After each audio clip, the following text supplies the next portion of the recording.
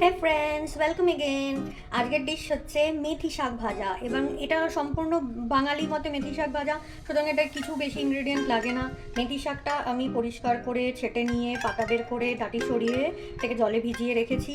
বেগুন আমি ছোটো ছোটো ডুমো ডুমো করে কেটে রেখেছি, কেটে জলে ভিজিয়ে রেখেছি। আমি বাড়িতে যেভাবে খেয়েছি আমি আজকে সেভাবেই বানাবো আর সেটাই দেখাবো। চলো লেটস গো। বেগুনগুলো ছেড়ে দেবো, আস্তে আস্তে করে দেবো। বেগুনটা ছেড়ে দিলাম। বেগুনটা হবে ভাজা ভাজা, মানে বেগুনটাকে ভেজে নিতে হবে, কিন্তু বেগুনের ভাজার মধ্যে আমি নুন মিষ্টি হলুদ কিচ্ছু দিইনি, কোনো এক্সট্রা জিনিস কিছু নেই।